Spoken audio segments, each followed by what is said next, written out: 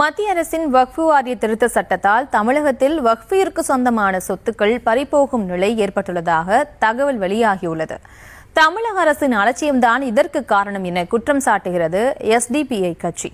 அந்த கட்சியின் மாநில பொதுச் செயலாளர் கரீம் அளித்த பேட்டியை தற்போது பார்க்கலாம். வக்ஃப் போர்டை பொறுத்த வரைக்கும் என்னன்னா, அதுல இருக்கக்கூடிய நிர்வாகத்து மேல நிறைய குறைபாடுகள் இருக்கு, நிறைய கேள்விகள் மக்கள்கிட்ட இருக்கு. குறிப்பா இஸ்லாமிய சமூகம் இந்த சொத்துக்கள் எல்லாம் பாதுகாப்பதற்காக தான் அந்த வக்ஃப் போர்டு அமைக்கப்படுது. அப்ப இந்த சொத்துக்கள் எல்லாம் முறையா அதை பதிவு செய்யப்படணும், முறையா பாதுகாக்கப்படணும், அதற்கான முறையாக அந்த விகிதங்கள் எல்லாம் வசூலிக்கப்படணும் என்பதெல்லாம் இருக்கு. இதையெல்லாம் பாதுகாப்பதற்காகவும் அதை முறையா நடைமுறைப்படுத்துவதற்காக நிர்வாகம் பண்ணுவதற்காகத்தான் வக்ஃப் போர்டுன்னு ஒன்று இருக்கு. இப்ப இவர்கள் இந்த டைம் எல்லாம் பாத்தீங்கன்னா இது மிக முக்கியமான ஒரு காலகட்டமா இருக்கு. ஏன்னா சொத்துக்கள் அந்த உமீது போர்ட்டல்ல பதிவு செய்யப்படலைன்னா அது அரசாங்க சொத்தாக பார்க்கப்படும். அது மிகப்பெரிய ஒரு ஆபத்து.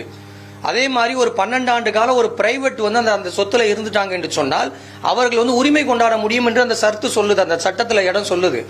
அப்போ மிகப்பெரிய ஒரு ஆபத்து இந்த சொத்துக்கு இருக்கு. அப்ப இதையெல்லாம் முறையா பராமரிக்க வேண்டியது, பாதுகாக்க வேண்டியது, நிர்வாகம் பண்ண வேண்டியது வக்ஃப் போர்டு. ஆனால் இதெல்லாம் ஒரு பாராமுகமாக தான் இந்த வக்ஃப் போர்டு இருந்திருக்கு என்பதுதான் இது இந்த ரிப்போர்ட் சொல்லுது. அதே மாதிரி இந்த 30ஆம் தேதி வரைக்கும் நான் சொன்னேன் இல்லையா, 6ல இருந்து இது வரைக்கும் அந்த கரெக்ஷன் காலகட்டத்தில் கூட எந்த விதமான கரெக்ஷனும் பண்ணல. அப்ப இப்ப மறுபடியும் நேரம் கேட்டு தான் அதை பண்ண போறாங்க.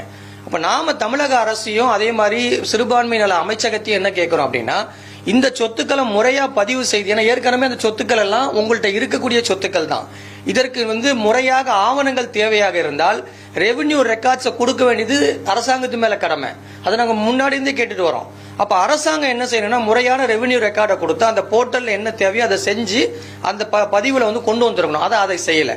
ரெண்டாவது என்ன இதுல மிக முக்கியமான பிரச்சனை அப்படின்னா, வக்ஃப் போர்டுடைய CEO இருக்காங்க, முழு நேரமான CEO இதுவரைக்கும் போடப்படல. பல்லாயிரக்கணக்கான கோடி சொத்துக்களை வச்சிருக்கக்கூடிய இந்த வக்ஃப் போர்டுக்கு ஒரு முழு நேர CEOவே கிடையாது.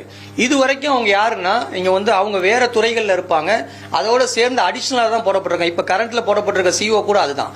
அப்ப எப்படி முழுமையாக ஒரு நிர்வாகம் பார்க்க முடியும்? இந்த மாதிரி நிர்வாகம் பார்க்கும்போது இது மாதிரியான சொத்துக்கள் பல கோடி பறிபோவதற்கான வாய்ப்புகள் இருக்கு. நிறைய சொத்துக்கள் நிறைய பேர் ஆக்கிரமிப்பதற்கான வாய்ப்புகள் இருக்கு. இப்ப இஸ்லாமிய சமூகம் என்ன எதிர்பார்க்குதுன்னா, வக்ஃப் போர்டு ஒரு முறையான நிர்வாகத்தை பண்ணணும், அதுக்கு தமிழக அரசு உறுதி செய்யணும். தமிழகத்தினுடைய சிறுபான்மை நலத்துறை அது ஆணையம் உறுதி செய்யணும், வக்ஃப் போர்டை முறையா கட்டமைக்கணும்னு சொல்லி நம்ம எதிர்பார்க்கிறோம்.